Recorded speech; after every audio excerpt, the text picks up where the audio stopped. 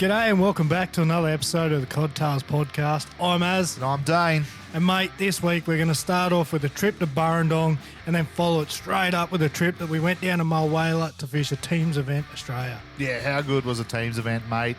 We had a few problems while we were there. A couple of broken electric problems, parked a car in a campsite problem.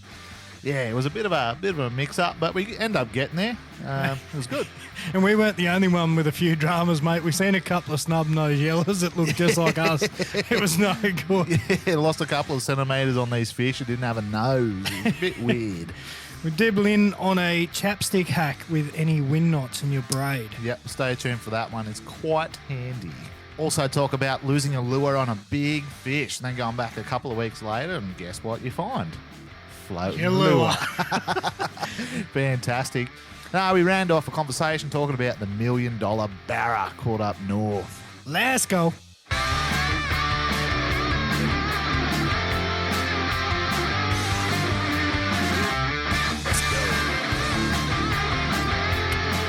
right. Welcome back to another episode of the CodTales podcast. Mate, we've been up to some shenanigans. It's been a good couple of weeks. Yeah. And that's probably the last time we sat down. It's good. Yeah, just the two of us. 3 weeks ago. Yeah. They've had a chat with Tyson Zaru now, so go check that episode out. This one will be probably out after that. Yeah. It was a really good one. Good listen to. He's a really good cod fisher, especially in the river systems. Gun river cod fisher. Absolutely gun. He's elite.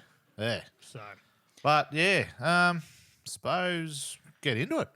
So we've had a few trips. yep. Well, actually, before we even start, a couple of trips. As you would have heard in probably the Tyson episode, I had a bit of a tangle with a proper fish out of the river. There's a guppy. A little guppy. So pretty much I've been busted off by this same fish twice now. I have the two lures hanging up on my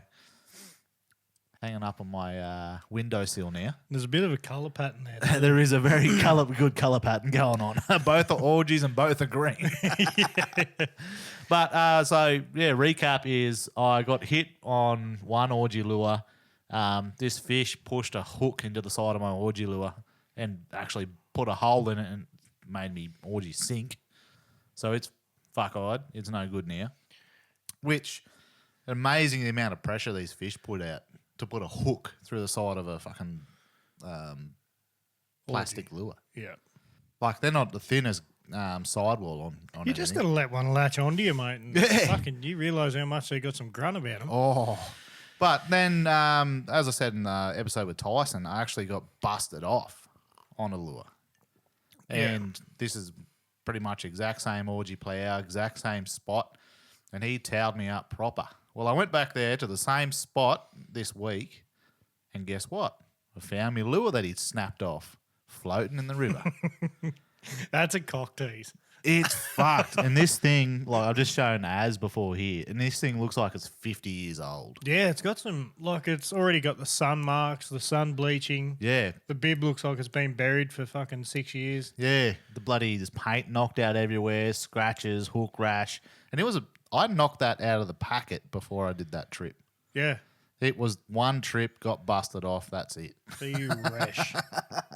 So it's just funny to see that, you know, fucking fish snaps you off and you find your lure that you lost. And you get to see, it's still got a bit of his lip on it. Funnily enough. Yeah. Well, I found quite a few lures that day, actually, snagged up. Yeah, well, now the river's nice and low. You're going to see plenty. Yeah. How low is the river at the moment? It's ridiculous. Yeah, we should say the Macquarie Creek. Yeah. I had to walk my boat up to my spot, probably about, there was a spot I had to probably get out and pull it for about 300 metres, I reckon. Yeah, there's quite a few rapids where you went. Yeah, quite a few rapids there. Don't give away too much, but no. Well, where it was, no. I'll blow his cover here. And it was funny because this spot, I started hammering pretty hard. Yeah. And well, we both did almost at the same time, and then I was like, "Where are you fishing at the moment?" And we both said the same spot. Yeah, that's right. And then all of a sudden I backed off because I don't like fishing the same water too often. And I think I'd had done 3 or 4 trips in a row. And I was just like, nah, tap on that. I'm going somewhere else. And Dane stuck with it. And, yeah, he's missed two cracking fish out there. However, I've moved and I've struggled with numbers. Jesus Christ, I can't find numbers anymore. Well, same with me. That hole, it's got no numbers to it anymore. But in saying that, what I'm doing, I'm finishing work. I'm getting out to the spot. I'm on the river by 4:45, 4:30, 4:45. So I've only really got an hour a bit of light to attack. So what I do is I just focus on that one spot that I know holding fish and just hammer it. Yeah, yeah. And that's why I've been towed up twice now, as I know there's proper fish in that area, but And it's obviously not going to get numbers now. It's an iconic location. It's like, obviously without giving you exact GPS coordinations for it, it's the top end of a pool. So what I mean by that, there's a fast moving corner just above it, shallows out a lot. It's got oxygen pumping through it. Crazy. Plenty of logs on the corner, so it's just a perfect spot. It drops out to a deeper channel. Yeah. Really good timber and you've got the flow at the top of the pool. So it's just A plus for me to fish to be there. For sure. And we've said that for 12 months and haven't got a hit out of it. And he's Yeah. now eaten twice in a couple of weeks. Yeah. And probably something that really tipped me off was I don't like fishing after rain. I really don't like fishing after rain. However, I started noticing in the paddock some of the moths were coming out of the ground. The bogans. The big bogan moths were cracking out of the ground. Oh, bogan moths. And we had 4 or 5 sitting on our front deck, and I went, it's time. Because there's an old bloke down the road, and he said, if it's in autumn and it rains and those moths come out, you go fishing. So I went fishing, and now I've got 2 good cracks at this fish, and I fucked up both of them. But and then you just got to ask Dane how many metre fish he's got. 0. He's going to get there one day. Oh, I'll get there one day. I have no doubt about it. I'm still backing him this year. We'll find out. Like, I've got to the point where it used to bother me a little bit out of how much effort I've put in and all the time I've spent. Nah, don't let that get to you. No, I don't anymore. It's just like, I do this for the fun of it. It's going to happen when it fucking happens. Doesn't really matter anymore. But I'll be just as excited when it does. Yeah, that's right. You wait till you shake like a sieve and you're like trying to hold the fish still and you put it back and then you're looking back at your photos and it's like you've got Parkinson's, mate. It's just, you're like, oh, the adrenaline run through you. And that is the best adrenaline thing. For sure. Well, even twice now I've sent you Snapchats of both times I've encountered this fucking fish. Yeah. And both times I'm shaking like a leaf. Yeah. Just from feeling the power of it. It's unreal. Yeah, that's right. Bloody unreal. Yeah. I've had I reckon every metre here I always get a bit of a shiv up me and start shaking. But the one fish that stands out to me that has made me do that didn't have the volume in the size was that 89. I still go back to that 89 at the dam. Oh, yeah. Just that thing made me shake. Yeah. You said it really towered you up. And yeah. Like it should have been 1.15 m, that thing. Yeah, the way it hit you. Even that 87 out of the back of the river that we got in the current. Yeah, geez, that thing made you, He didn't quite get the shake happening, probably because I seen him quick enough. But yeah, but he put the wind up, Yeah, if I didn't see him, I probably would have shook. Yeah. But yeah, it just goes to show, like now that start getting into colder weather, flows are starting to shut down here. I don't know how it is in a lot of other rivers, but work on finding the best parts of the river that you have and hammer them. And don't always think that your bigger fish are going to be in them deeper pools. Like I probably 9 times out of 10 I've spoke about this, is I reckon at least 85% of my metres out of the river have come within 2 to 3 feet. That's right. So it's not deep at all. Like I'm cranking first 2 or 3 cranks to the handle. As they're hitting it, they're boiling on top. Yeah. Like, coming out of some really seriously shallow water. Like I said, mate, the big fella I got, flat out being 1.5 foot. Like he should have been nearly out of the water. Yeah, that's right. His back fin was almost poking out. Or should have been. Yeah, that's right. So, yeah, don't be afraid to fish the shallow parts. And no. The big key thing now is find your flow. You find your flow, you got to go. Like, yeah, find the flow and hammer those parts where you think that they're going to be. Like, Yeah. obviously, not all flow is going to be holding fish. There's going to be no, that's right. some rapids that are just shallow all the way through, no structure, all that sort of stuff, and you're like, well, it's not going to hold fish. I've even been in a kayak, mate, and you're going through a rapid and you're bouncing off rocks, and you just happen to see a stick that's within rod length of you, and you just have it 2 foot off the end of your rod tip and just drag it under, and it goes whack. Yep. And you're like, fuck me, that's 1 foot of water. Yeah, you'd be surprised about where they sit and hide. Yeah. It's unreal. Actually, that's one thing I'm going to get onto. I fucking swear, cod know the shadow of your boat. Whether it's nighttime, daytime, you know. Shadow, you reckon? Yeah, I reckon they shadow shade. Yeah, I get you. You can get them to follow, say you get one to follow a swim bait, whatever. He gets to your boat, he sits under it, you try and move off him, he follows your boat. Yeah. They all do it. They all do it. Heaps of them do it. That shits me to tears. Someone needs to come up with a U-Butte idea on how we can get these fish vertical. Because the day we do... We've tried this so much. We have tried so many different tactics to try and get cod vertical. And other than a gulp... Beaver baits, flutter spoons. Flutter spoons, yep. We had 9-inch flutter spoons ordered from America and we couldn't get them to work. Yeah. We could get them to turn on it. Yeah, get them to turn on it. And I got one hit in Windermere, but it's definitely not a... I am still confident with the method. flutter spoons though. Like they've just got the... Yeah. It's more so that we probably don't know how to use them. Yeah. I think... thinking back on it with our flutter spoons, we added a tuna assist hook to it. I reckon that's taken the action out of it. Yeah. We done it like like an old school redfin slow blat. Yeah, that's right. Put an extra hook on it and just you can really feel them work, but you've got to put a lot of movement in them. Yeah. Whereas I think that extra weight's just taken out of that actual flutter a bit. Yeah, that's right. Yeah. So, I don't know. We'll mess around with it a bit more. But speaking of fishing cod vertically... Now, this is one I've been waiting to get into Dane's ear about. So, this has been going on for, probably 4 or 5 years. Yeah, pretty much. I've been saying to Dane, how the hell haven't you not caught a cod vertical on gulp? Like, yeah, I've caught yellers, I've caught silvers, I've caught caddies, I've caught carp. Redfin, you know. Redfin. I've never caught a cod on black gulp. And I haven't got a dam in New South Wales where I haven't caught a cod on a black gulp. Yeah, maybe I just don't have the touch for cod. It just... maybe, maybe no matter how much I try, cod's not my thing. You just mustn't have the shake. Yeah, maybe not. I don't know, but it's fucking hilarious because me and Dane, we sat down and we go, fuck it, let's go to Burrendong, let's get some cricket scores in yellers. Yeah. Yep. We've hooked the boat up, we're driving out there, and I said, all of a sudden, mate, imagine if we get a cod and gulp this weekend, this trip. Yeah. And it was only a morning session, and...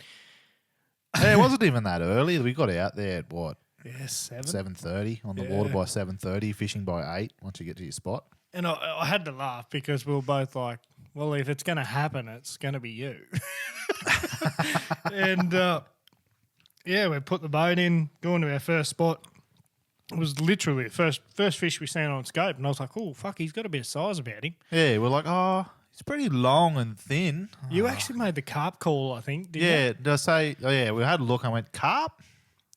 Like, I don't know. He's right under the boat at this point. You drop down. As soon as you drop down, he just looked straight up and bang. Yeah, and that's the key. First when drop. You can tell it's a cod in a tree before you can even see it. Yeah. And what I mean by that is your yellers, once your lure goes past them, they won't look up. They always follow down. Crash dive down. Your cod, obviously being a top water feeder, they'll move their body and shape up to that lure or bait or presentation of what you're giving them. Yeah. That's your inkling. As soon as they turn up and you're still 2 meters above them, that's a cod. And he just went crunch, and I went, oh, yeah. This is, and then I remember going, it's either a really big yellow or this is probably a cod. And he come up with his mouth open. I'm like, let's go.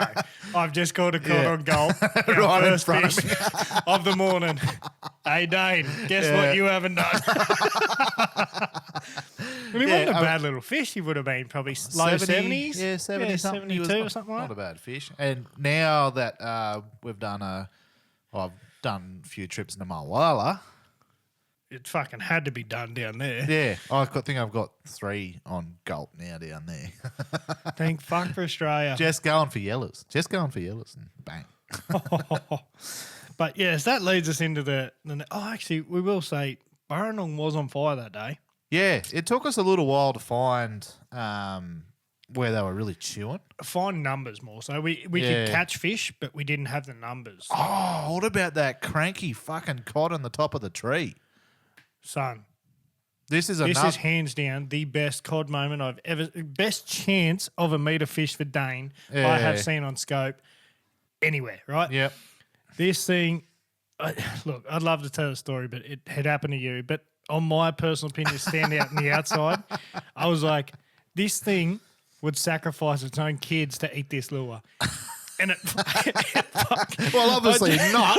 It was gonna. I've just never seen a cod so pissed off. Yeah, he was was proper. Like, our electric motor prop was a meter above his head, flat out, and he didn't give a fuck. He wanted that lure. Like, I was just like, this thing's eating. Every day of the week, it's eating.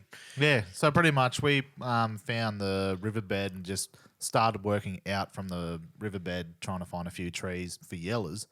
Found a few yellows, but then all of a sudden there's this cod. He would have been only, 2 meters under, if that? He was 2 meters high in the tree. Yeah, pretty much sitting in the top of this tree. And a big boy too. Like either $1.10 pluser. Definitely $1.10 plus. And we're just sitting there. I'm like, fuck, I've got to. So I pulled out the cod rod because I didn't have any out. We're just chasing yellers. Pulled out the cod rod. No.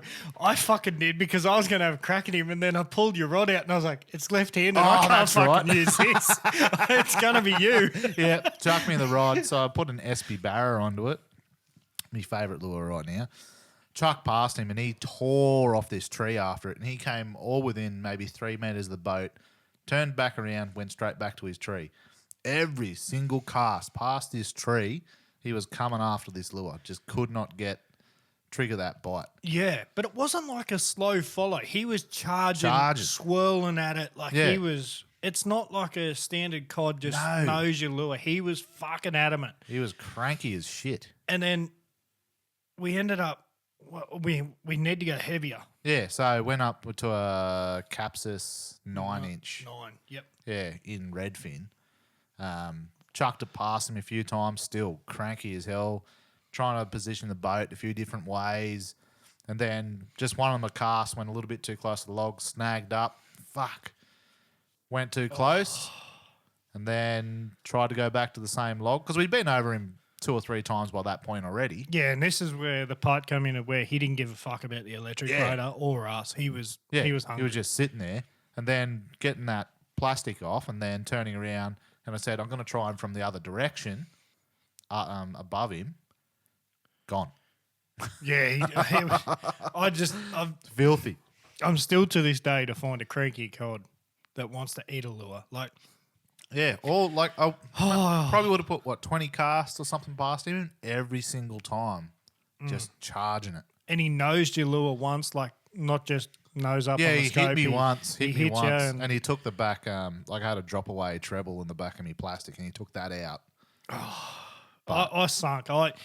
Because I was like, fuck. And I even remember going, he's that angry, he'll eat a fucking 3-inch gulp. Yeah. And I dropped a gulp on him, and he didn't give a fuck about it. He needed size. But I was like, this thing's a weapon. Like, how often do you see a cod in that much of a feeding frenzy that he wants to do that? Especially, this was like 9 o'clock in the morning.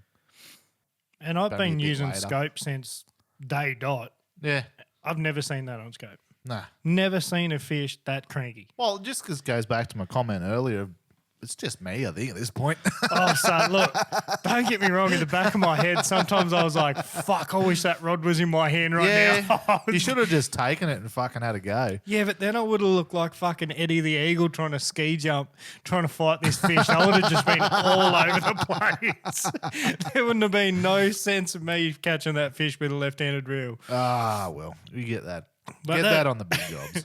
It's good when the rods are on the deck. We definitely don't mix them up because of the the left and right. But Nah, that's right. It's good. No one likes to touch my rods. It's good. no, fuck. Definitely not. But yeah, we ended up finding more yellers. I mean, we picked up a few small ones here and there, but then we found a good concentration of them. yeah, we got a good patch of good fish, and it's good because we got a comp coming up there, and me and Dane are definitely going to nut this damn out for this comp. Before then, I'm going to give it fucking hell. I'm going to pull every scale out of that dam and measure the distance between them. But yeah, we ended up with, I think it was about 16 yellers and a cod, couple of, we caught some carp. Jeez, we caught some carp. Fuck, I reckon we had 16 yellers in the Cudgee arm. I reckon we were at 25 because that last tree was stupid. Yeah. When I was starting to warm up about that 11 o'clock, they were just on fire. Yeah, and that's the thing you find with yellers in dams is it's not so much a morning and afternoon bites when you're vertical fishing. It's the peak of the water temperature. So when you get around that 12, 1, 2 o'clock even, that water temp creeps up, the fish get more active. Yep. That's when you start banging them. I reckon, eh? And it did. Like, fuck, mate, we had 10 fish for the first 3 hours and then just rolled in. Rolled in after that. We still made it back to Dirty Birdie Willow for lunch. by 1 o'clock, 1:30. It was quite nice, actually. Yeah, very good. Very good, very nice. Yeah. But then we finished that. We had our practice. Yeah. And then it was game time. That's right. That was the week before team's event at Mulwala. And, mate, hands down, fucking what an event. Yeah, it was a cracker. I'm already excited for next year. It's so good, man. The Mulwala round. So if anyone wants to get into it, Mulwala, It's the one to go to. Yeah, absolutely. Like, we knew a lot of the boys, but geez, we met some new people and some familiar faces, and good to catch up with. And holy shit, from the ski club to getting on the piss with the boys to the morning chat before we take off to the race up the dam, boy. Well, the best thing is, like, we stayed in the ski club hotel or the caravan park, whatever you want to call it. Yep. Stayed in one of the cabins there, and you know what? You drop your boat off at the caravan park boat ramp, go fishing, come back, put it back on the trailer, have a shower, go to the club. Yep. So good. The old triple S method. Shit, shower, shave, and you're ready to pub. Yeah, bloody oath. It's fantastic. But, like, there was even on pre-fish day, we done a couple of hours after a stupid bender. You slept till like 10:30. Stop your swearing. Me and Mick were on the boat, hadn't slept. And we're on the boat. I reckon I snuck an hour and a half in that. I reckon I had an hour and a half if I was lucky. But the boys are going out. Actually, that's right. Yeah, the boys are going out for how long I was asleep for. And we started at 7 or 7:30, whenever the pre-fish ban lifted. Can't remember. And I was going, fuck. We need 30 bottles of water, a Gatorade, and 2 second chances at life, and a feed. Yeah. And, I jumped in the boat with the boys, which is right in front of the cabins, flown up to the ski club, and, we ordered ourselves a dirty old feed, and it was quite nice and cheap, mate. $10.50 for schnitzel burger and chips. That's unreal. That's fucking out of this 2024 world. Yeah, and that's the other thing. You can pull up at the ski club anytime you want. Go have a beer, have a feed. Yeah, park the boat up. Obviously, not during the comp. You're trying to do a little bit better, but if you see our boat tied up there in comp time, we've had a prick of a day. Or a really good one. Yeah, a really, really good one. Yeah, we just banged 5 metres. We're going to celebrate. See you later. Yeah, no, but it's good fun. Good fun. The first night, we got there at 12:30 a.m. Yeah, she was pretty late. real late, and the boys were still playing up. So we stayed up, had a few beers and that. Got told off by hotel management. Sorry about that. Yeah, we got a bit of naughty. Yeah. But also me, I forgot to book a room for the night we got there. So we sort of didn't have a choice. We sort of had to stay up and play up. Old Daddy Mardo come to the save. Yeah, he did. He's like, he's got a couple of spare beds we could have bunked in. Yeah, he offered a room. Offered a room. But Banksy was on a bit of a roll. Banksy was best on ground. Best on ground that night for sure. Best on ground. Took best and fairest. Oh, boy. So I even tried to do the right thing I reckon it was about up ass 4, 5 o'clock. Yeah, you were near falling asleep at the table. Yeah, I was fucking fingered. I was 5 ways sideways. And anyway, I decided, boys, I'm going to go lay down for at least an hour. Well, you tried to. I need an hour. And old Mickey Hayden, the captain of our crew, he's like, that's a great idea. So me and Mick have strolled down the back of the cabin. I've jumped on the bottom bunk. He's jumped on the top because it'd be no good the other way around. And we just hear this chair sliding up the hallway. And I was like, fuck, this don't sound good, Mick. And Mick's like, that's got to be Banksy. And then next minute, door opens. Here's Banksy with a chair and a stick. No, he pulled the stick out of the window, didn't he? Yeah. The window. But it wasn't the bedroom one. It was the lounge room one. So he'd walked up with it. And I was like, fuck, here we go. And he sat down. He said, boys, trying to get a bit of shut-eye, eh? I was like, yeah, mate, I can't wait for a bit of shut-eye. As soon as I close my eyes, I get whack on the forehead with this stick. I'm like, fuck, what are you doing, you pest? And he's like, you're not going to sleep. We've got to fish in 2 hours. And I'm like, oh, this is no good. Meanwhile, while this is carrying on, I've snuck off into the other bunk bed and tried to get some sleep. You did too. I forgot about that. Yeah, but he was on to me. He got up, opened the door, and I'm still awake, and we're eyeballing each other. He's like, no, you're not asleep. I reckon I got about 20 whacks with a stick. And to the point, I was just like, Mick, I'm getting the fuck up. He ain't letting me sleep. Righto, let's go. Yeah. Back out to the playing field. And I walk out, and he's like, you got a beer? No, I don't have a beer, and I don't want... And I end up walking to the fridge, and I grabbed a water. And remember, he just grabbed the water off me, tipped it down the sink. I was like... He's like, we've all got to be on the same playing field, brother. Right? Oh. So then we went hopping cabins to find beers at 5:30 in the morning. What an episode! Because it was all sorts of wrong. Well done, Banksy. Well fucking done. Yeah. Well, you hurt me proper. Oh, for sure. Yeah, and like at that point, I saw the sun coming up, and I was like, I'm not even going to try. I'm not even going to try to sleep. I'm just going to work through this and see how we go. And there was a few times on that boat during pre-fish, and I was like,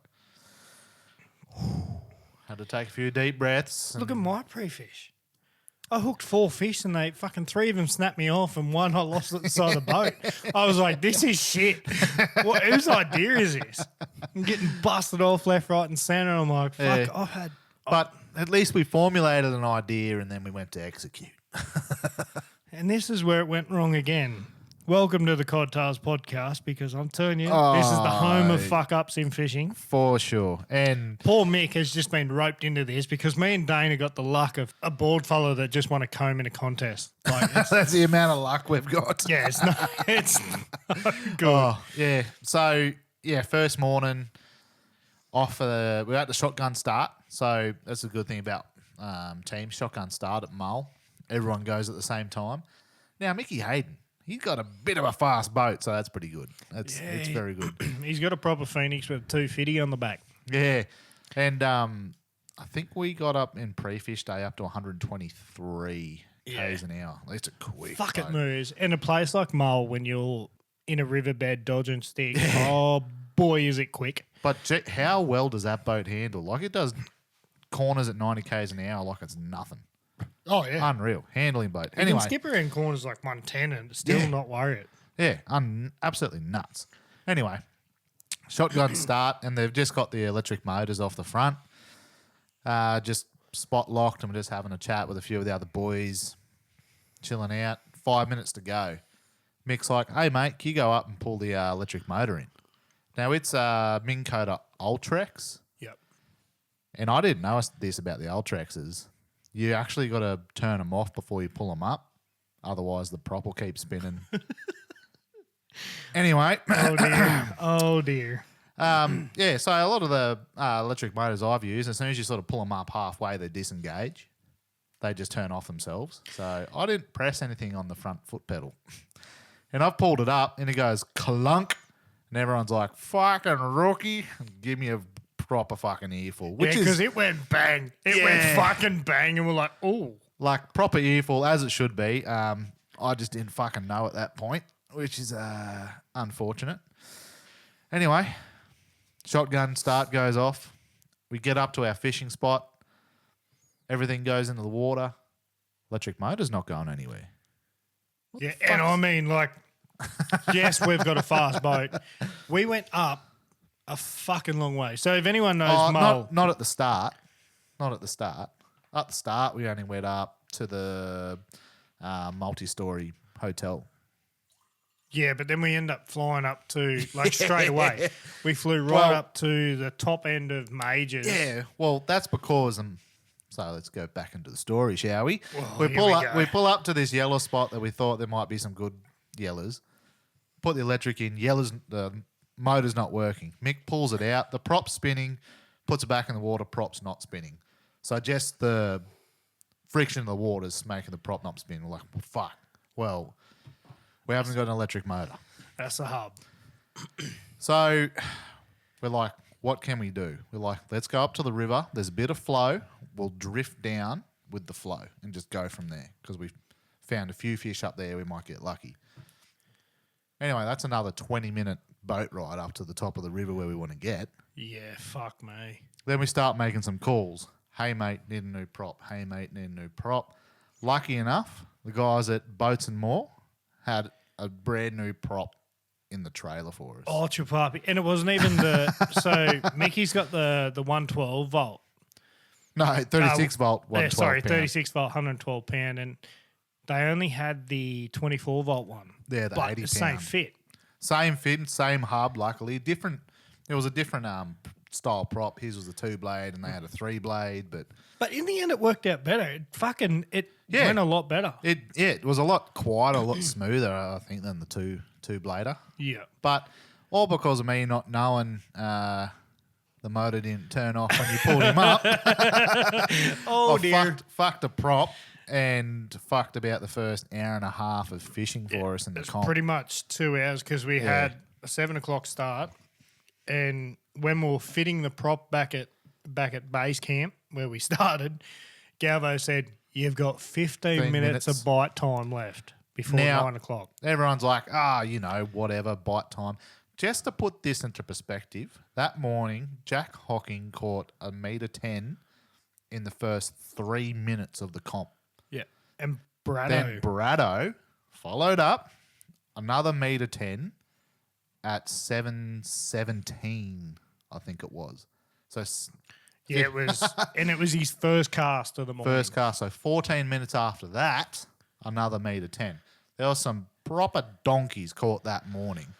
And we missed it all. We fucking missed the whole bite. In saying that, when Galvo put it in my head that we had 15 minutes left this bite window, we flew over to our original spot with the yellers. Yeah. I banged a 57 and a 57 and a half in the first 10 minutes. I was like, fuck. Yep, and let's go. The bite window, I seen 9 o'clock roll over and then it was fucking dead for like 2 hours.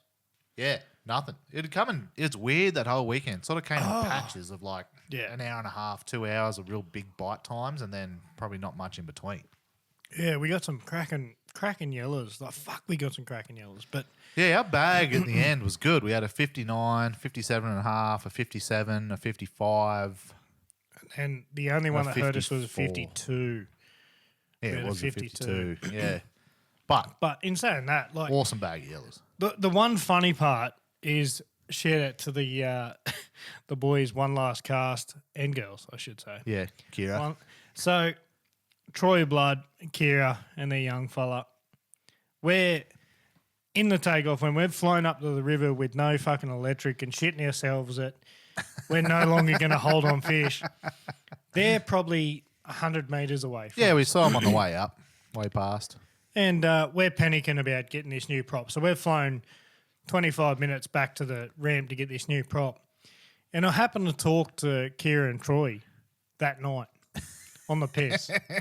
And I'm like, you should have seen the fuck up. And he said, yeah, you boys pulled up and then you're fucking gone again. And I'm like, yeah, we done our prop. We done the hub and the prop. And he said, you should have said something. I had one in the front of the boat.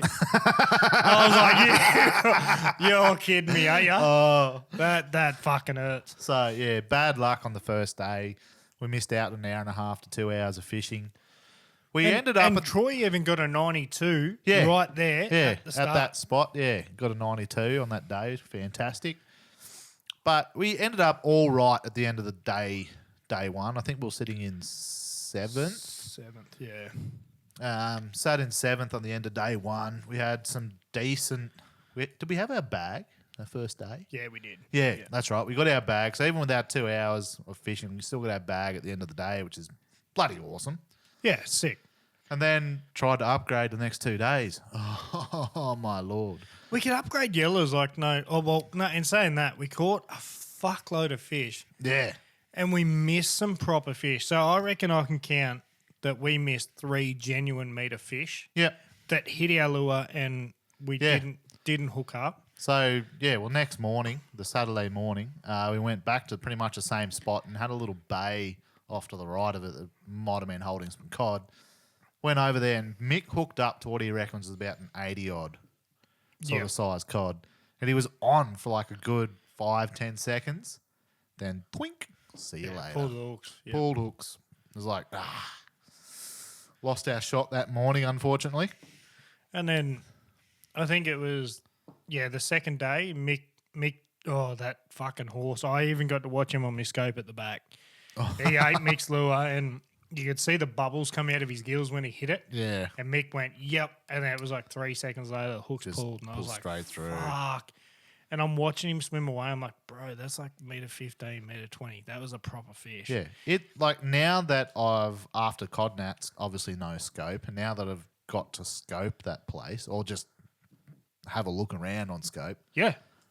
Holy crap, the amount of big fish in that place is nuts. Yeah, there's a fucking meter fish every 50 meters. It's fucking stupid. But you only get one of those 20 to fucking turn on your lure and eat it. Yeah, that's right. A lot of those, like, there's a big, wise old cod in there, and they know exactly what's going on. Yep. Like the big ones that sit in their logs, and they know they don't want a bar of anything to chuck at them. It's painful. Like, fuck the amount of fish we've seen and what we caught. And that's scoping. Like, you're going to see 80%, 90% more than what you catch. But that's the way fishing is these days. Yeah, that's fishing. You either move with it or you don't move at all. Like, Yeah, that's right. and on the last, it was the second day when we were on out, we decided to upgrade. We had a 50 on the dot yellow in our bag. It was we our decided smallest. Yeah, upgrade him. duck back to a yellow spot, and I just happened to see a fucking brood of a fish come on the back of the boat, and I said to Mick, I said, hold up here, bruz. And I threw this fucking 9-inch mag draft out, and it was a 10. I had the big dog on because I stole his rod, and I'd lobbed it out, and this fish instantly, mate, was keen as shit, and I'm up the back and I'm like, I couldn't even talk. I'm like, fuck, he's just turned right. He's rolled and he stormed up at it and just went fucking thump. And when I hit him, I felt drag come off my reel and I was like, yeah. And then it just instantly pulled and I was like, oh, I was devastated. And speaking of shaking, I nearly shook then because I was like, I'm so fucking sorry, boy. Like, you feel guilty. You're like, for I sure. just blew our shot. And Mick was like, I threw twice at that fish and he didn't eat. Yeah. You got him to eat off the back. Yeah. Who gives a shit? You got your shot. And I'm like, well, fuck. Yeah. The thing about that whole weekend, though, is the amount of dropped fish. Like, one of us would go, yep, and it'd be 2-3 seconds and then gone.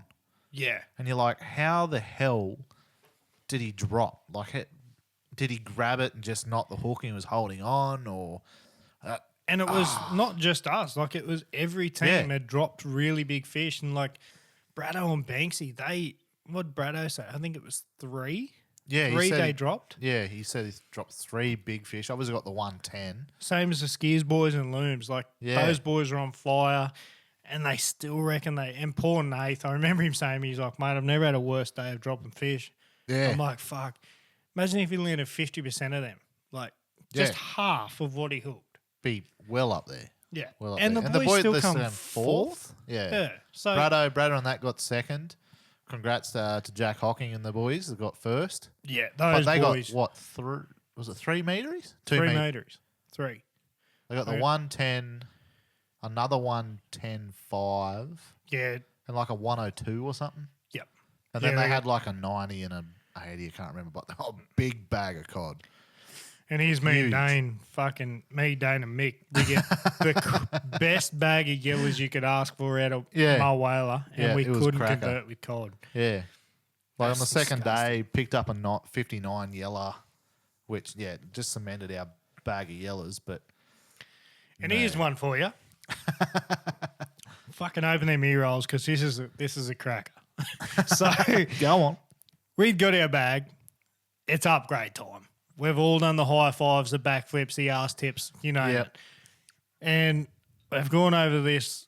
It's pretty close to where we were catching our yellows, and it was good because we both seen them on the scope. Like, we had 2 live scopes going off the boat, and here's these 2 brute-looking fish just sitting on the bottom of this stump. Mick's motored in there and dropped down the gulp. And I'm like, fuck, I hope it don't eat that gulp. If it eats that gulp, we're fucked. All of a sudden, it just went clunk and he's on. And I'm like, oh, shit. And here we are. Mick's up the front. He's fighting this fish, and we end up getting the video out. Yeah, recording this fish because this fight went on for a couple of minutes. Oh, mate, I reckon it was 10 minutes because that video goes for like 7 minutes and we don't even get to see it land. Yeah. And... yeah, we're like, this is the one that we've just hooked the fucking ultimate cod on light gear, an 8-pound, and Mick, fucking great angler too. I'll give him that. He handled that fish well. He done everything right. And right as we got to crunch time when he was on the surface, I got a glimpse of it and I was like, fuck, bro, that had a forked tail. He said, what do you mean? I said, it's a carp. It's a fucking carp. And he's like, it's not. It can't be a carp. It was sitting stationary. And I'm like, bro, I'm sorry to say, I seen the orange forked tail. Yeah, it was a thumper of a carp, but and I remember him. He's looking at me and he's like grabbed his spool. He's just about to grab his spool and he said, "Az, you sure, bro?" And I'm like, "I'm sure it's a carp." And he said, "I'm about to grab this spool. Are you sure it's a carp?" And I'm like, "Yeah, man." And he fucking grabbed it and horsed this carp in, and it was a monster though. Would have been over 80. Easy. Well over 80 carp. I reckon this carp was pushing fucking 85, 90. It was monstrous. It was a donkey of a carp. And we're like, why he's fighting it? Me and Dana on the back swinging the live scope pole while he's fighting the thing. And we're like, yeah, you got no sticks near you, mate. We're fucking in open water. He's on a flat. And he's like, yep. And we're guiding him with it, like doing everything a co-angler should.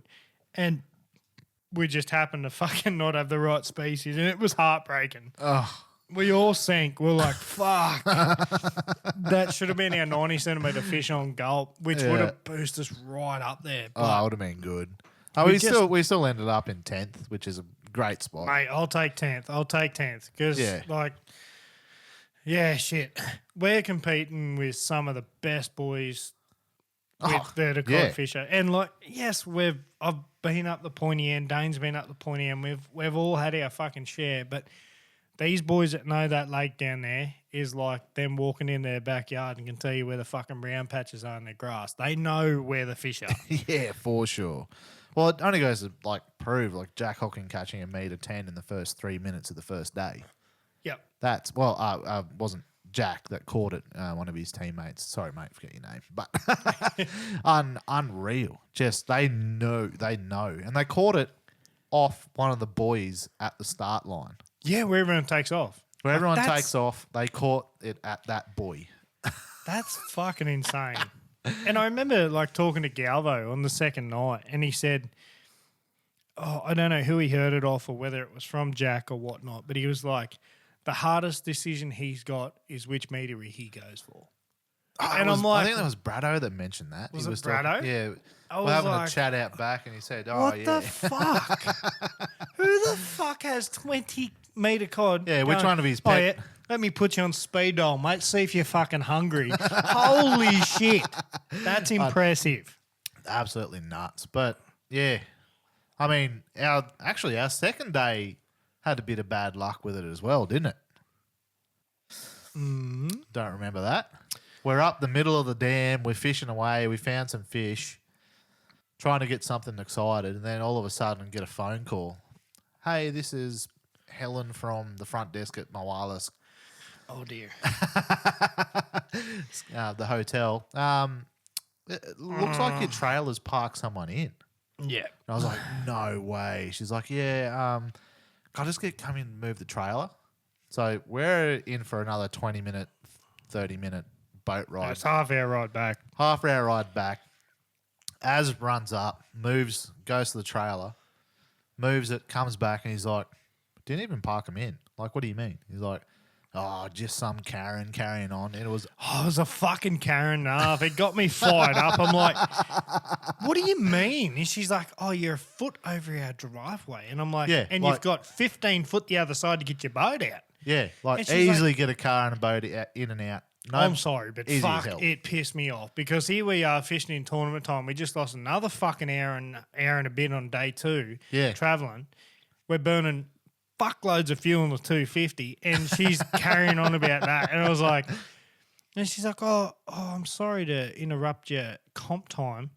And I was just, I just fucking let her have it after that. Yeah. Like, Karens, mate. They, Just annoying. yeah, they just piss you off. But anyway, And it turned out after that, it wasn't even her cabin. no, it wasn't her cabin. She was 2 doors down. And the boys that actually own the fucking trailer, they were like, oh, sorry, mate, don't even worry about it. And I was like, oh, who? What? Yeah, and what's I thought going it on might have here? been a wife or Yeah. a mum or something like that. And I'm like, We saw him the next day or that afternoon and had a chat with them. Great guys. And just like, Yeah, they were great. They didn't give a shit. It was just that she carried on about it. yeah. And they were like, yeah, we were happy to get the boat out. It would have fit. And I was like, this bitch. Anyway. But you get them. You do You get get that. them. But yeah, all in all, Mulwala, cracker of a time. Like, It was fat, mate. I can't wait. yeah, I even won myself a little $200 spin right voucher. Yeah, you did. Keen as to spend that for sure. There's about 4 cod jigs coming my way real soon. Yeah. Although there's something else that I noticed in his store that he's got jig heads with skirts. I'm like, ooh, I might give that a go too. Yeah, right. I've, Just like a giant footy jig. Yeah, pretty much like a footy jig, but it's just a jig head with a skirt on the back of it. So I'm like, maybe that might go all right, just vertical for yellers. Like with a bit of a like only shape. a shorty, like a Yeah, 7 just grammer or something. Yeah, like a 7. It looks like, I don't know, from memory, it looks like a 7-gram jig head with a skirt on it. Just thought you shake that and it shakes the skirt around a bit. Yeah. That might be worth a go, I reckon. Fucking innings will go down at Mulwala. You never know. Yeah, that's right. But as you caught a pretty interesting fish on day 3. Yeah, day 3. I decided to give the cod up and let the 2 boys have a crack. And I would try and upgrade our yellers while those 2 boys chase cod. Yeah. And was working unreal too. Like Dane fucking blind casting spinnerbaits up on a shallow weed bed. Bang one. Yeah. Just short of our fucking upgrade. But the thing about that fish, I reckon he had a bigger one tailing him. When I was going to say that because when I was seeing the swirl, that cunt was huge. Yeah. Like it was an 80 centimetre swirl. So we found this sort of reed bed island, and then there was a few snags off it, and I was chucking at these snags blind on spinnerbaits, and went hooked up and went, yep. And the boys turned around and saw the swell. They're like, that's a big fish, bro. That's a big fish. And Yeah, I I was ran 19 foot down mixed giant yacht and grabbed the net. I was like, Yeah. holy shit. And I was feeling it on the line, like, oh, it's not that big of a... It kind of created that swell. It's not that big of a fish. So I reckon there was a bigger fish right near it that was having a Yeah, crack. I'd back that too. It was something was different there. Yeah. And Mick was up the front throwing a big plastic 10 or 11 inch. I can't remember. Did he get it on a mag draft or something like that? I But don't remember. he'd scoped up a fish, banged it. It was a great upgrade, 60 something 60 centimetre something. fish, and they're the Yeah. ones you want. And I stuck with me yellers, and the boys are into the cod, and I just happened to finally get 2 yellers on the screen, and I Yep. said, "Fuck, they're mine, boys." And Mick said, "As you're on," and I said, "Mate, hit spot like I'm getting one." Yeah. And he said, "Righto," and I fucking dropped down. They both chased it. One ate it. Beautiful. This is yeller. Unfortunately, it was another 50 centimetre yeller or whatever it was. It fell short again. Yeah. I remember, and it was munted. Yeah, he was a snub nose. Snub nose yeller. Like He had no nose to him. Gone. No. It was weird. And yeah, we put up a video by the time this is out to be a couple of weeks ago, but yeah, it's on our TikTok. Yeah. Did we put it on our Facebook? yeah, put it on our Facebook and Yeah. Instagram. Snub nose yeller. And But yeah, it's got lips out the front of it, but no nose on it. It's like almost the head of the fish stops just in front of the eyes. And I reckon if he had that top jaw and the bottom jaw was normal, we would have got an upgrade, but he was too short. Yeah, just from missing his nose, I reckon we missed out on him by about 3 centimetres. Yeah, same here.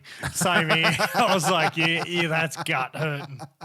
But what do you do? And that's the weird thing, though, down there. We've heard of a few people saying they caught, like, snub-nosed or, like, deformed-looking yellers down there, Yeah, there was quite a few. which is weird. Like, I've never seen anything deformed like that in any other dam. Nah, except that brings up the one, I think it was Jamie Picker, Yeah, yep. that he caught at Windermere and it had 2 full mouths. Oh, yeah, wasn't that fucking crazy? Yeah, that's mind-blowing. Yeah. Like, and to describe it, 2 full mouths, it's like it had a mouth on top and then, like, just below the other mouth, there was another one. And they And both, they both could open. moved. Yeah, they both opened and closed back into the same mouth cavity. Imagine that. It's like the perfect yeller to get a photo of the lure in its mouth because you could hold the other mouth and not get hurt. Yeah, why don't they all have that? It's a win-win situation. Yeah, we got to get the photo of that because that is weirdest. If you looking boys are yellow. listening, we'd love to get it through and Yeah. share everyone. Actually, that's next if anyone's got some weird looking fish, send them through. level. Yeah, fucking oath. Yeah, like even carp. There's been a few carp out of Burrendong that have like a hunch back on them. Have you Yeah. seen them?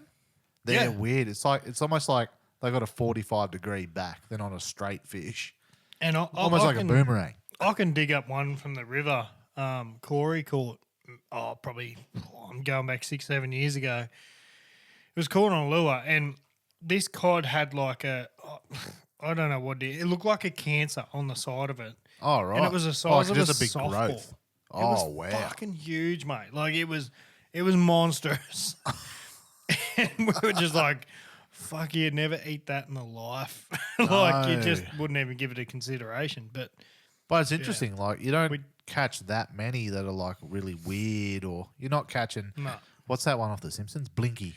Yeah. I've got a couple of good redfin that have got deformities from around orange. Yeah, I've seen ones with like kinked tails and Actually, I've got a cod with a really bad kink tail. It's nearly 45 degrees from its head. It's Really? fucking magic. Yeah, and it was out of the river here. weird. You reckon it was a deformity or like something grabbed it and broke its spine or something? Yeah, it's hard to say, but its tail was not normal. But it's amazing how bad a shape a fish can be in and still keep kicking on and living. Yeah, that's right. Like that Exactly what was right. that? The healed Barra. The one had been chomped in half pretty much. It had its top fin. Yeah, and still ate a lure. Yeah, it still ate. Didn't even have a tail on it. It got chomped from its bumhole back. Like took the tail off it. You could see the bite marks in it. Yeah. And then it was still swimming around and ate a freaking lure. Yeah, that's right. That's absolutely nuts. Nothing stops them. Absolutely nothing stops them. Yeah, God. Yeah, I suppose that'd be more common on the coast where you get sharks and that sort of stuff. But Yeah, that's right. Freshwater's a bit of a whether it's fucking inbred or it's had an injury and Yeah, it's overgrown it. You never know, but it is cool to see them, the weird and wonderful fish that come out of this system. For sure. But there is a bit of a tip I want to get on here, bit of a subject, especially throwing bigger swim baits and stuff like that through the winter times, chasing your bigger cod, is obviously your backlashes and stuff, right? Everyone struggles with them, some more than others, but I do have a really good tip for anything that involves a wind knot. Yeah, lay it on me. Now, you can go get this in most superstores, Superstore. supermarkets, stuff like that, and it is a chapstick, Yeah. right? If you have a wind knot and you when you pull hard on a wind knot and it normally 9 times out of 10 it'll break, bust through, yep. get a chapstick. Yeah. Grab a chapstick, put it on the end of the chapstick, really rub it into the knot, Yeah. then pull it. Oh, it'll just come out easier. Comes out like a knife in butter, mate. It is fucking magic. Because there has been a few that I've pulled on and they just don't come through. Yeah. So you reckon just rub a bit of chappy in there and... Chapstick makes it work. Mate, good for your wind burn in your lips and pulling fucking wind knots out of your lines. It is one of those ones where I used to carry chapstick for windburn because I struggle with it a bit on my lips. And Oh, yeah. it I mean, just even happened to be. especially in mixed boat, Oh, shit, yeah. doing that fast, yeah, I need some chappy after that weekend. Speaking of which, after being in the boat at Mull for the whole weekend, I went on to, what site was that? I went onto a site and I found balaclavas that go right up into your face with goggles that slip down. Yeah. It's like fucking $30, mate. I was like, primo for the fucking boat. Primo. Oh, let's double back here for a second. Let's talk about the dummy spit you had. Oh, shit. Which one? Losing your nice glasses in the water. Oh, fuck. Here's the fuck up of the fuck. No, this is the icon of this episode. I'm telling you now. Look, I'm not going to take the glory away from you. I got to witness it, and I'll tell you what, me and Mick were real silent after this. I know. happened. I felt bad for you bastards. It was up there, one of the best dummy spits I've had on the boat. Period. Yeah. You've had a few up there, but And it was just like we were struggling for upgrades. We were getting this plenty is of fish. this is end of day 2. Yep, End of day 2. Yep. day 2. So we're on our last spot. There's 9 minutes to go. Yeah. 9 minutes exactly on the sounder. And Dane and Mick had decided, fuck, it's time to go before we make in the check-in and put our tag on the board. And I said, Yeah. boys, just give me 2 seconds. I've got a fish on the screen and he's vertical. Might be a good yeller. Well, I've decided to drop my plastic. I was fishing 3-inch grubs at that stage. Dropped it down. Fish turned up instantly. It's a cod. You know it's a cod. Well, fish has grabbed me. I've hooked it, flipped in the boat. It was 1 centimetre short of being an upgrade. It was something ridiculously close. And I was like, that's just how my day's been. Well, it gets worse. Mick's got the boat into gear just so we can make it back into time, and I'm trying to get this hook out of him, and he completely engulfed this gulp, and I've had to get the pliers in and fucking doctor it out. Finally got the fish out of the boat into the water, and I'm like, that was an effort. And as I've gone to grab my live scope pole, me Makos have slipped off my head, so they're my sunnies. And I've watched them hit the water, and because poor old Mickey had the boat into gear, I couldn't grab them. Like the boat was in gear and it hit the water and it was too far away from the reach. Yeah. And I've lost me shit. I'm just like, fuck, now I've got a whole days of fishing that I don't have sunnies. See, I turned around and I didn't realise you'd dropped your sunnies over at this point yet. I saw you losing your shit and I was like, mate, look, you catch small fish all the time. You should be used to it by Here now. we go. Let's go. I was like, Well you know, fucking played. you know, I'll give you that. You settle down and you're like, me fucking sunnies. Oh, and it made it worse because I was so fired up. I grabbed me pole and I fucking reefed it up, and my screen wouldn't turn off. And I'm nearly about to put 4 knuckles through the screen. I was fucking filthy. Anyway, I finally got it to work, and Mick's like, "Bros, calm down." I'm like, "Bro, you don't fucking understand how much it's going to suck tomorrow without sunny." And I grabbed my vape. I was like, I need a hit of nicotine. And I've just horsed into this vape. And the fucking thing, because it was wet, it didn't work. And I'm like, it's a brand new vape. And as I've gone to have this hit and it didn't work, I was like, you motherfucker. So I've thrown it at the footwell in the Phoenix and Mick's boat. He could hit me for a fucking Charger gel coat damage. I threw it that hard. It's hit the floor well. It's bounced up, hit the front deck, and then bounced over the side. So not only did I lose my sunnies, I'd lost me vape, I'd lost me shit, and I'd lost me purpose to life. So I was just like, this can't get any fucking worse. It was the most silent boat ride back to brief. I finally sat down, I put my life jacket on, we're flown back, and I said, for the mother of fucking God, I need to go to get a pair of sunnies this afternoon.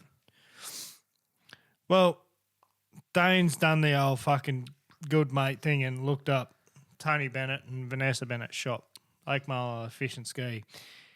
And they shut at 5. The comp finished at 5. Yeah, like crap. So I'm like, you're fucking kidding me. And I'm even starting to ask some of the other boys, I don't care what brand they are, I just need a pair of sunnies for tomorrow. It's impossible to fish. I cannot fish without sunnies. It's just a religion. And the boys have decided we need to get fuel for the boat anyway because we got a donkey on the back. We chew through fuel. Righto. We're driving up the servo. The shop's still open. The fishing shop's still open. Let's go. Righto, boys, drop me off. I'm going to spend some money. The boys went up, filled the boat up. I walked into the tugger shop. I think we put more fuel in the boat than your sunnies cost too, which is a rough thing. Yeah, that's the problem. Like big boat, big fuel tank. Big boat, big fuel bill. So, and I walked in. They had tonics. I've never actually had tonics before. And I bought a pair. I think it was $330. Yeah, for a pair of tonics. I don't mind that pair that you've got. They're pretty nice. I don't mind them. They're just creaky, mate. Oh, do they creak? Oh, yeah. Bit of WD-40, fix that. I think I'm still a Mako man. Still a Mako man. Yeah. Yeah, righto. But it was good. I had sunnies. They're still on my head today.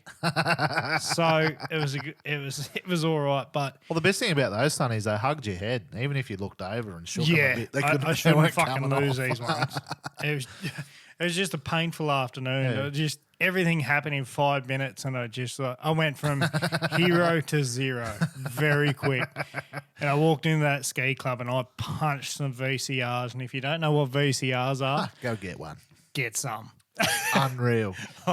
VCRs at the ski club. Now, next trip, and I still haven't done this yet down at Mull, Bundalong Tavern. I still haven't been for a look. The cod juice. I haven't had a cod juice, and it's driving me nuts. And we're still happening. We need some answers. We're making this CodTales cocktail. Yeah, we'll get there. We need to get it happening. I don't care what you send in. Me and Dane will do a video, we'll do a live, whatever. Yep. I think we just need to go buy bulk mixes and different stuff at old Uncle Dan's, and then we'll get into it. Get into it. Fuck, give it a go. Get us soon. And as you may have heard, I do have a kid on the way. Yes. That's some Tyson's episodes. So the old family commitments are happening. But, however, thank God I have a beautiful partner because she is not stopping me from fishing. She's not stopping me from everything. I just got to wait 5 years and I'm going to take a young fella fishing. Not even that long, mate. You see, like, there's a few people out there and they, get the little baby, what are they, like backpacks, but on the front packs. Yeah. Like Kate Norman, I've seen her out trout fishing. Yep. Baby on the front. Yeah, Blondie who's and that Kate other- do an unreal job Yeah. with fishing and their young kid. Is it Yeah. a boy? Can't quite remember. Oh, I'm not sure, mate. Baby's a baby to me. Yeah. Another fella, Andrew Colston, he's out there fishing with a young fella on the front. Yep. Yeah. So you can still do it. I'll be definitely teaching them as a young age. Absolutely. Whether they hate it or love it, they know their dad loves it. So, yeah, it's going to continue on, hopefully in the family tree. But, yeah, that was my big news. Yeah, for sure. I can't wait. Jeez, I can't wait. I'm keen, mate. Even I'm keen for it. Yeah. Another little fishing, mate. It's like, get you onto your first metery. How good's that? And Mate, the race is on. By the time I might get one, this kid might have two. Yeah, that's right. You never know, eh? It's absolute eye opener. Like, it is one life achievement I've always wanted. Yeah. I've ticked it off, and it's I get to show someone what I know through fishing and my life experience. And I grew up in a family where they weren't big on fishing. I was the only one. I was that weird kid. Same. But And, luckily, you had a couple of cousins and uncles and that sort of stuff that were really into it. Yeah, that's right. That's exactly right. And it's funny when I talk to my old man and old girl about it. I'm like, yeah, I can't wait to show them this. And my old man is the sweetest bloke you'll ever meet. He is such a gentleman. He's like, oh, but you don't want to pressure he or she into fishing. I'm like, between me and Kez, Not much of a choice. it's not. It hasn't got much of a choice. We both die for fishing. My missus would leave me at home for a good fishing trip. I guarantee it. Not saying I'd do the same. I'd always No. take her, but it's two trees that like fishing. Yeah, I reckon it's got a good chance of liking fishing. So, Well, yeah, you got a couple of good trips lined up before Bubs gets here, don't you? Yeah, You absolutely, going mate. for Barra? yeah. In So a couple, 3 weeks? You going for Barra? yeah, that's the missus' idea. Thank fuck I got tagged along. She went up last year and went Barra fishing without me. As I can say, she loves fishing as well. Yep. And yeah, this year we're going up, and she said all I want to do is catch a Barra before I'm heavily pregnant. Righto, let's go. And we're booked in 9th of June. We leave. We come back on the 22nd. So I got a full 2 weeks up there. We're going to give it a red hot crack. She really wants to get a Barra on surface. I'm not up to that level yet. I'm going to catch a Barra. I'm like, fuck, I need one in the boat before I can try surface. And she's all mad on, she wants to get one on a pencil. Yep. Pencil. So we've got a few duos we're going to try out. We'll definitely keep you posted about that. She's an adamant that she wants to get one on surface. I'm probably going to scope one first. I'm not going to lie, just to get me on the board. Yep. We do have. You're taking your tinny up? for Yeah, that? I'm taking the river tenny. Yeah. No, Absolutely, mate. I got to get some new tyres on the big girl, but yeah, I On want the to. trailer. Yeah, Oh, get some new really? tyres. They're a bit cracked, a bit shit house, and I Yeah. want to get a spare. Big I've never trip. had a spare. Big trip. So you want some spares, you want some proper stuff on there before you. Yeah, Maybe do absolutely. your wheel bearings before you go, eh? Well, we only just done them, so I should be Oh, right. that's right. Yeah, we did bearings, last year? Nah, fuck, 6 months ago. Was it? Yeah. Oh, shit. No, yeah. Probably would have And- been about that. So we'll take the trek and take the tinny up, and I really want to catch a fucking good Barra in that tinny because she's gonna look big. So my tinny's not very wide. I'm about 1.7 wide, Yeah. and like a metre 20 will fucking really fill that front deck. So, but I'm not. It's not like I'm going up there to catch me metery. I just want No. to catch a Barra. Yeah, for sure. So Get a we're not taste. going to go stupid, but. Yeah. Are you going to go any other fish you're going to target while you're up there, like sooties or? Yeah, Can maybe- you get togas? Where Yeah, you going? oh, not really. There is a few, but right. I want to go. My main one is obviously catch a Barra, but my second biggest is I want to catch a sooty. Yeah, white gulp. Yeah, absolutely. From White what gulp. I've heard, I Absolutely. don't know, but white gulp. I'm loaded up for that. I'm really keen. So we're doing Prossie, Teamborough, Kinchin, and we're doing the Fitzroy on the way. Ah, righto. So we've got a few. Fitzroy, what? You get threadies? Yeah, plenty of threadies, mate. Couple of fish traps in there. Get some threadies. Fuck Absolutely. yeah. Fish traps will carve it. And talking to a few of the boys up there as well. And They're all black fish traps, mate. You take black fish traps everywhere Well, you go. Anita Barra. Yeah. Anita fish trap. So If you haven't seen it, it's a cracking colour, all black, and then a couple bit of green on it. Yeah, green tail, green fins. Yeah, fantastic. Yeah, so and it's good for the dams too here. Oh, fucking no. It's an elite yellow lure as well. Yeah, like, funnily enough, like you got the, GL2s and GL whatever. No, GLS1. Sorry, GLS ones. Yeah, PS1, which is your pink sunset. Yeah, pink That's suns. my favourite. Yeah, I do love it's the pink. It's a cracker. And that's one thing I'll give away too is when you look at a PS1, it's pink and black. However, you put it under UV light, it's orange and black. Yeah, pops. Orange and black in my books is the absolute go-to yellow colour. Because look at your crawfish. Look at your yabbies. I think even natives, like you can extend that to all natives. I reckon all natives eat that orangey colour. Well, absolutely. Because you look at a sick yabby or anything like that, they're dark and they start to get that orange colour in their claws. Yeah, that's right. It's just a perfect colour. Yeah. That's why I liked PS1 so much. Yeah. Even an Pink Sunset. Go get some. Yeah. Give them a crack. Even the old ZX blades, the old black and orange belly. Absolutely. Cracker. What I used to use vertical when I actually used to be able to catch fish. I was an orange jig head on a black gulp. I just fished orange and black. Orange and black killed me. Amen. I'm going to catch me first Barra on black and orange. But yeah, no, it will be good. My partner's got her dad up at Early Beach. Oh, he's pretty much Proserpine, but we'll go do a bit of crabbing. We'll go do that. Oh, a bit of mud crabbing. She's mad on crabs, mate. That sounded bad. Mud crab, I should say. Yeah. She'll go catch as many as she can, and it brings a heap home pickled, and I can't eat it after it's pickled. I've never had a fresh mud crab, so that'll be pretty cool. I haven't tried it at all. I'm keen. If I can give it a try eventually. Mate, I'll bring you some home. Whew, let's go. Yeah. He made a promise, mate. I've made promises of bringing stuff home before, and it never happened. So yeah, well, her dad's a bit of an elite at catching the mud crabs, so Sweet. we should be right. I think last time they bagged out every day, so we come home with shitloads, and she was like, "Oh yeah, you want to try some pickled mud crab?"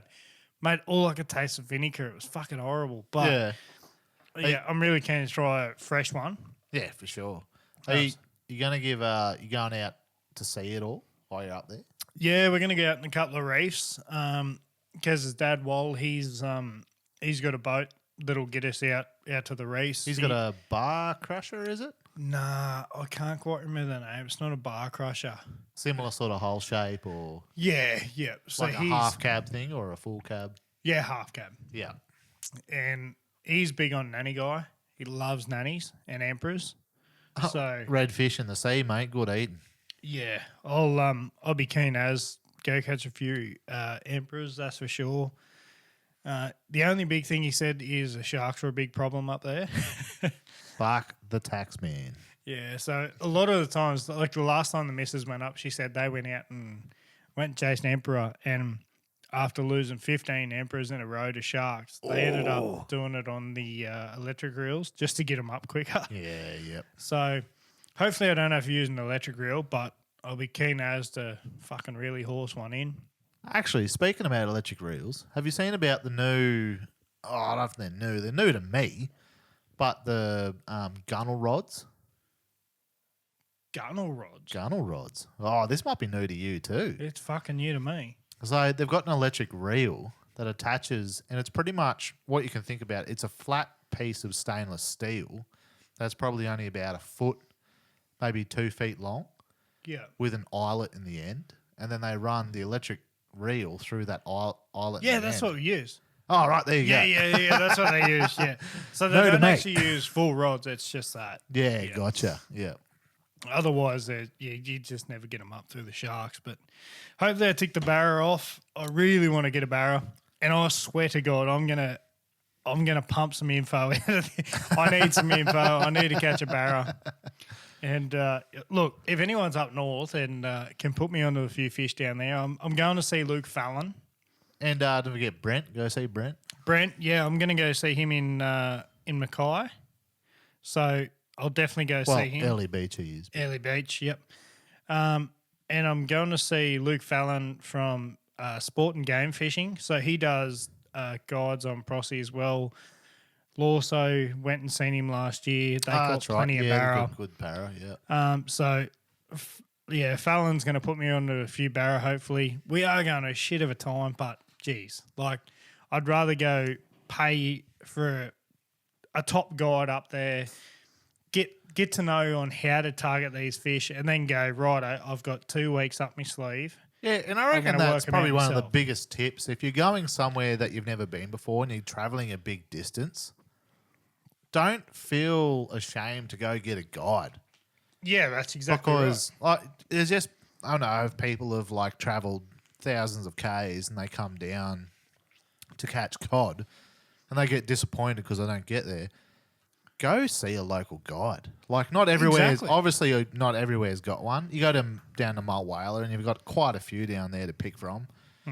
You've got, you got Tommy Pinner, probably one of the best guys down there. You got Jack Hawking, just as good, if not same. Yeah. Yeah, that's right. Kyle Dalrymple, he's another great fisher Kyle? you can get hold of. Yep, down there. Go see those boys. Go put some time in the water with them, and they're going to show you more than what you can figure out by yourself. And even Exactly do a right. day with them, and if you're there for a week, go learn how they do it, and then be like, okay, I'm going to implement stuff And try it yourself. they've taught me, Yeah. and go from there. But you got to understand that It's kind of like those boys give you they don't years hold of back. information They don't hold back. in one session. Yeah. So when you go and catch that meter fish after they've shown you got to appreciate what they've shown you, because that probably wouldn't happen. For sure. And it's the same thing. Like I'm going up there, I'm getting a guide, I'm getting Lukey Fallon, one of the best barra fishers up there.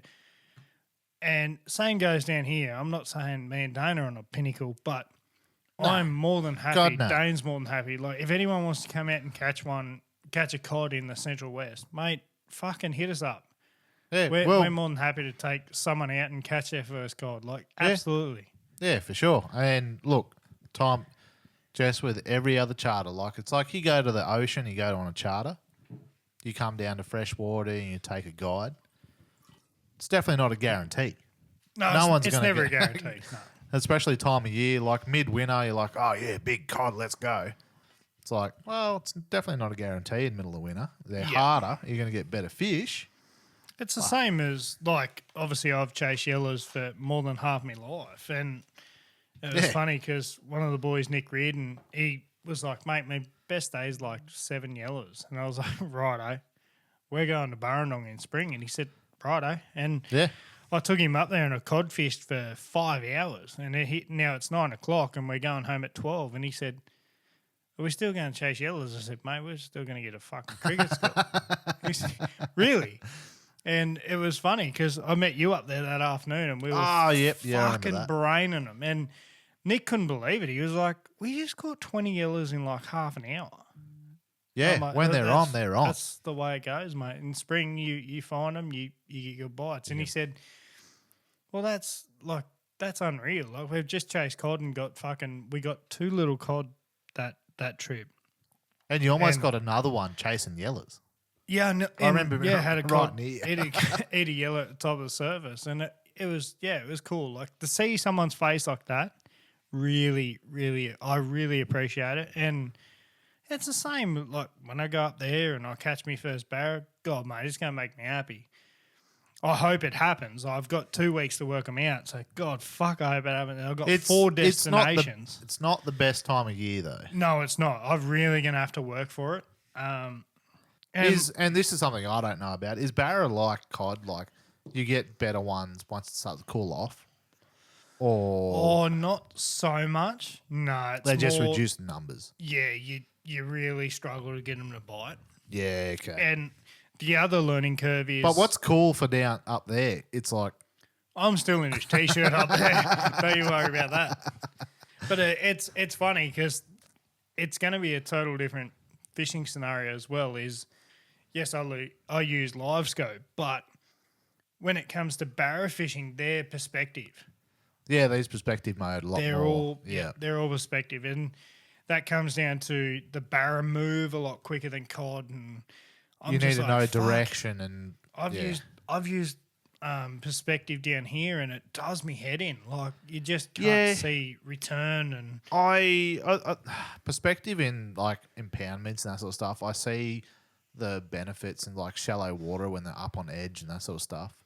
It's I reckon it'd be super to get perspective and forward at the same time. oh mate, the day I make bank is the day I have a perspective and a forward on the same pole. Yeah, that will be elite. I think if you could get that, especially spring yellers or maybe even cod in winter when they're Cod up on flats. I do see the benefit of perspective on cod in winter, like when they're up in that 3 meters or less. Yeah, I reckon it's going to be elite, but I've just got to give it the time. I've really got to give it the time. I've tried the last 2 winters and I've done fucking 3 hours of it, and I'm like, this is shit. And I go back to forward and I catch one, and I'm like, fuck. But there is a benefit to using perspective. Yeah, for sure. I've just got to train myself to actually stick with it. Well, it's one of those things like, whether it's a new lure or a new different type of sonar or a new rod or whatever, you just got to give it time to work out its benefits. Exactly right. Even a new boat. You can't just buy a lure and tie it on for 10 casts and think it's a shit lure. Yeah. It's you got to give everything time. That's fishing. Yeah. That's even time to fish. You've got to give it. You can't go out an hour each day and think it's going to happen. Like, yes, it's going to help you. Yeah. But if you go out for 4 weekends in a row and give it full 4 weekends, Yeah, for sure. you're going to benefit more. And that's probably something I picked up from Mole is power poles. Yeah. Like, I always They're thought big. power poles, when I thought maybe a year ago, I thought power pole, I know, they're going to be a brim fisho. They're going to be, I don't know, maybe Shallow water shit. a river bass fisho, I'm still something keen. like that. I just think like looking at Mulwala and looking at those boys down there and seeing what they do now in those flats with power poles instead of using electrics. I was like, all right, I get you. I see the point. I see the point now. I see why you're using it. Yeah. Yeah. And it's made me a little bit interested. I might. Look, Big might. I can see But the might get benefit one. of where we have fished and the power pole, don't get me wrong. But you've also got another benefit, and TB, Tony Bennett, he's going to hate me for this, but when we were talking to him in the shop about it, is as much as it's another advantage, I would like to do it, would be the bass breaks. Yeah. So you can be flying Especially around codfisher. 5K an Holy hour. crap. Yeah, 5K an hour, flying around the riverbed, go, fuck, there's a cod at 20 metres, hit the bass brakes. And what these bass brakes are is practically an electric motor on the back of your power poles. Yeah. And when you hit this button, both these props just fucking kick into Shoot gear back. and stop your boat. Pretty much dead. Yeah. When you see a cod doing it, when you're flat out and you go, fuck, bang, you've still got that distance for that cod to work his mind out whether he's going to eat that lure or not. And I really like that. That is For sure. that is a big thing for me. And I've been contemplating about it. Fucking, mate, I've honestly even thought about somehow putting a bow mount electric on my riveting. Yeah. And I'm like, because you can be sitting around and go, oh, fuck. Instead of trying to spin your electric around, you've already got one facing the other way and just go whack. Yeah. It's going to give you that distance away from that fish. You're not going to spook it. It's got a longer opportunity to make its mind up whether it's going to eat it. And 9 times out of 10, you know cod fishing, distance makes a difference. And if you have a You're short working cast out whether at 10 he's metres, going away from you, coming to you. yeah. The more distance you have to play with, the better. Yeah, bass breaks seem unreal. And I also see the benefit in the river of it is when you're nose down, you could always touch it and straighten yourself up. I really see a benefit there. Obviously, the states are doing it a lot more, but it looks stupid having a power pole on a fucking 3.7. River tinny. Like, to me, I don't, as much as it'd be cool to have like that bass brake system or power pole on the river, Yeah. I probably wouldn't do it. just I don't know, just something about it. I reckon I would, eh? Yeah, I don't know. River fishing, I like keeping it simple. Like I've said before, I've got a 6-horse motor on the back. I've got an electric motor on the front. Nothing else. I've nothing else, and that's the way I like to keep it. Just you're on the river, you're having a good time, you're experiencing nature. Just like to keep it simple. Keep it simple, stupid. The KISS strategy. Now, going back onto the Barra conversation of you heading up in June. Yeah. And, mate, I hope you bang a meter. I hope you get a shit ton up there. Bad time of year, but I hope you do good, especially in your little tinny. I'm excited to see how that little it goes. Yeah, the tinny's getting a run. But fuck, if I can get a Barra in the hard time of year, it'll put my confidence through the roof. For sure. But what about the young fella up in NT? Keegan, is it? Yep, Keegan. Mate. You know his name, I don't know. I do. What a good sport too. Yeah, young fella, mate, congratulations. $1 million Barra. Yep, mate, that is elite. He's got it on film. He's landed $1 million Barra with his mates, just doing what he does. Yeah, just going down for a fish. Looked like to be, in the Arvo after work, whatever he was, and had a crack. Yeah, good on him. Yeah. To me, it couldn't have went to a better person. Yeah, he's for a sure. young fellow. He's trying to have a go. He's still fishing. He's now just won $1 million. He set his family up. Yeah, that's right. He was talking. I think they were saying online, like he works 2 jobs. He does all this stuff. Loves his fishing. Yep, Mate, congrats. good on you, mate. Yeah, and I don't know. I don't know if this is true or not, but someone was saying that Barra was caught only a couple 100 meters away from where it was released or something. 300 meters. So yeah, that Barra was caught Yeah. 300 meters away from where it was released. Yep. Whereas Barra, they travel thousands of k's. Can travel thousands of k's. Yep. So it must have gone dumped in. Residential fish. Residential. This is a good spot. We're going to stay here. There's plenty of food, plenty of shelter, all the rest. And you've only got to think about the possibilities that could have happened to that Barra.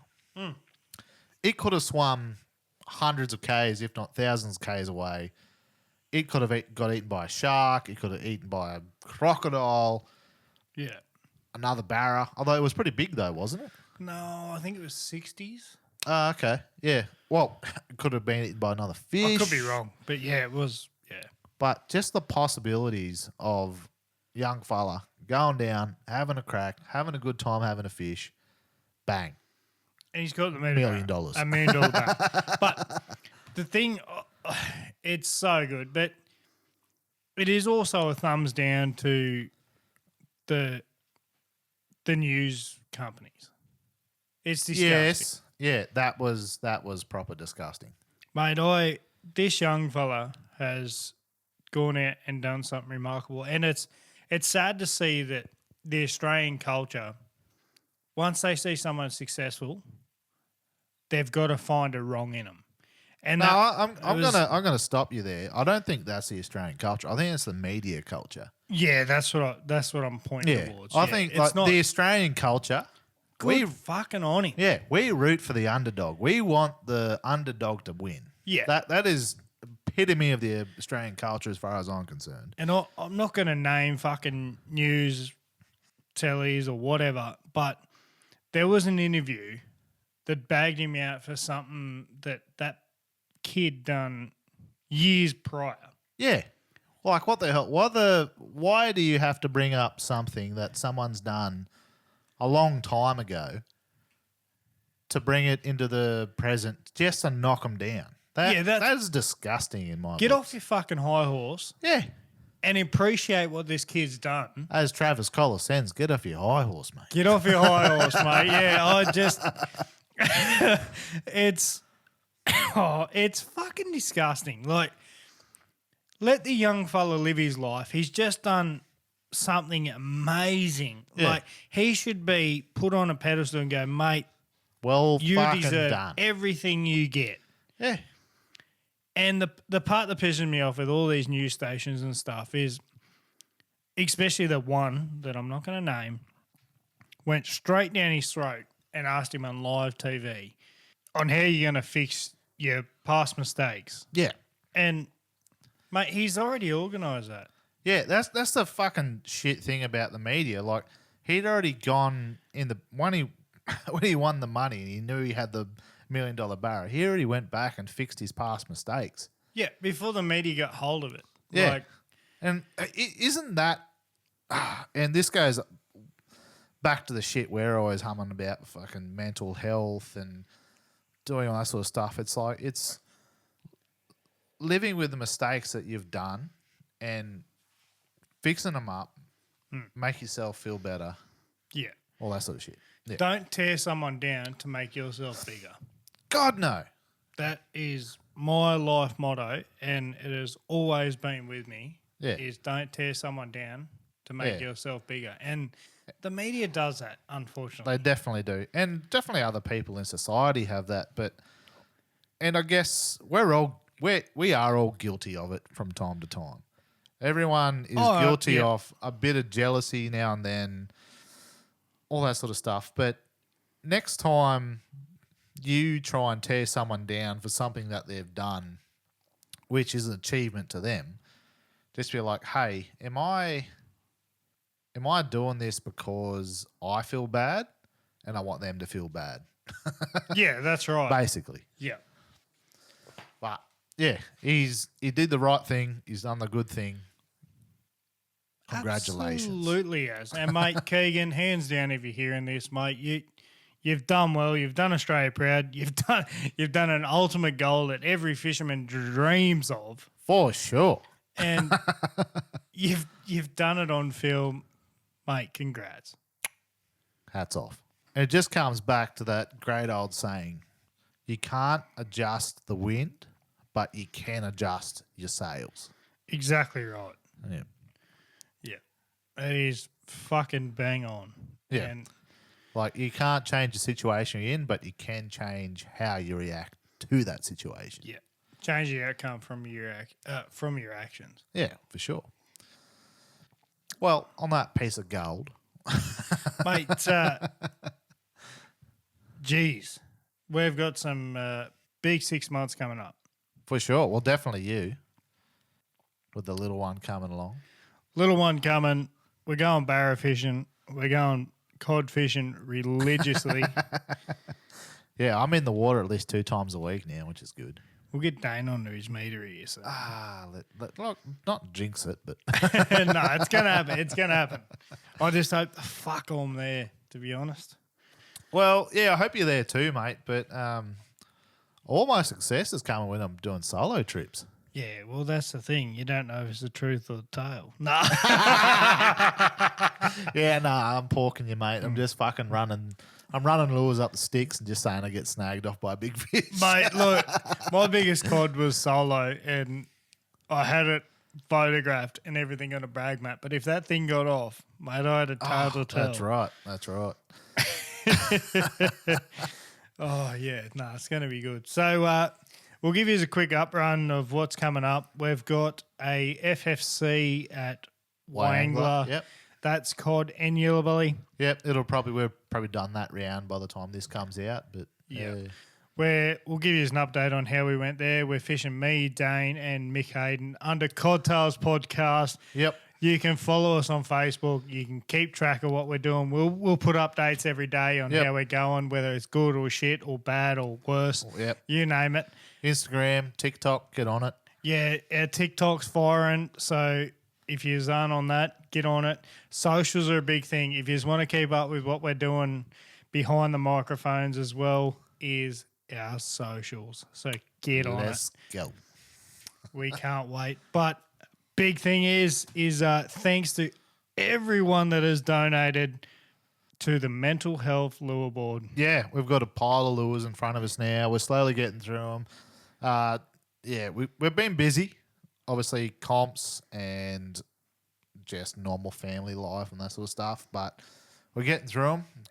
Some awesome lures coming up. Absolute crackers coming up. Yeah, Dane just found out he's an Uncle Dane, so there's a bit going on. But however, we're not stopping CodTales and we're not stopping our shit talking because we love it and we hope to God you guys love it. But, however, we've got a pile of lures. Yep, we And do. boy, do we have some pile of lures. So we're at $8,000 right now. 8,000. Yep. We've done 1,000 to Black Dog, 6,000 to Are You Okay? And we've donated 1,000 to 42 Casts, which is a veteran-run, veteran-for charity.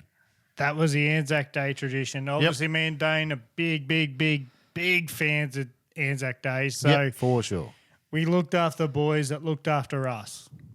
That's it, We mate. donated $1,000 to 42 Casts to help our veterans out through fishing as well, so it didn't lose its meaning. No, that's right. It's all about mental health. It's all about fishing for us. So Yeah. let's go. So can't wait. But yeah, if you've got a lure to donate, get onto our socials. We've got our parcel locker there. Yep. Send it in. We can make this thing happen. We're going to hit 10 grand hopefully, which we should. But however, we can carry this on. We're going to charge We're going as to do much it as much as we can. can. Our 10 grand's our goal. We're going to have a celebration and a piss up. I guarantee it. If you're in Dubbo, come for a beer because we've hit our 10 grand. But however, yeah, we're going to carry this thing on as long as we can. We're going to hold the flag up high for mental health. Let's go. Let's do. Righto, guys. We'll leave you with it. Thanks again for another week. All right. See yous.